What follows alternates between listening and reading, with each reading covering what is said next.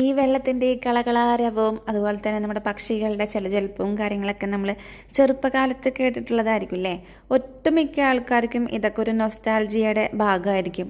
എൻ്റെ മാമൻ്റെ വീട് ഒരു ഓടിട്ട വീടായിരുന്നു. പോരാത്തതിന് അതൊരു പാടത്തിൻ്റെ വക്കത്തുമായിരുന്നു കേട്ടോ. നമ്മൾ തൃശ്ശൂരുകാരെ അമ്മ വീടിനെ മാമൻ്റെ വീടെന്നാണ് പറയാറുള്ളത്. ഇന്നത്തെ കാലത്തെ പോലെ ചൂടും കാര്യങ്ങളൊന്നും അവിടെ ഉണ്ടായിരുന്നില്ല കേട്ടോ. പുലർച്ചെയാകുമ്പോൾ ഒരു തണുപ്പുണ്ട്. ഒരു കുഞ്ഞൊരു ഹാളിൽ ഒരു 7-8 പേര് ചുരുണ്ടു കൂടി കിടന്നിട്ട് പോലും നമുക്കൊരു ചൂടും കാര്യങ്ങളൊന്നും അനുഭവപ്പെട്ടിട്ടില്ല.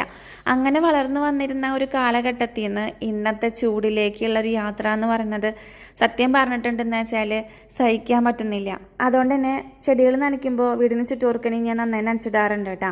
എന്നെ പോലെ പ്രാന്തമുള്ള ഒരു വല്ലവരും ഉണ്ടോ? കാണിക്കണത് കണ്ടില്ലേ നിങ്ങൾ? ഞാൻ ചെടികൾ നനയ്ക്കുമ്പോൾ അതിൻ്റെ ഇലയും കൂടെ നന്നായി നനച്ചിട്ട് കൊടുക്കാറുണ്ട് കേട്ടോ.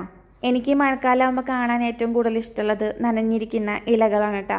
കാരണം ഭയങ്കര ഫ്രഷ്നെസ് ആയിരിക്കും അത് കാണുമ്പോൾ. നമ്മുടെ മനസ്സിനും സന്തോഷം നൽകുന്ന കുറച്ച് കാര്യങ്ങളാണ് കേട്ടോ. കുറേ കാക്കകളും നമ്മുടെ സ്ഥിരം കണ്ണാപ്പിക്കൊക്കെ ഒക്കെ വന്നിട്ടുണ്ട് കേട്ടോ. പായുമ്പോൾ അതിനിടയ്ക്ക് ഇതാ മാങ്ങയൊക്കെ പൊട്ടിച്ച് ഇനിയിപ്പോൾ മാങ്ങയുടെ കുറച്ച് ഷോർട്സും കാര്യങ്ങളൊക്കെ വരാനുണ്ട്. അതായിട്ട് നമുക്ക് അടുത്ത വീഡിയോയിൽ കാണാം കേട്ടോ.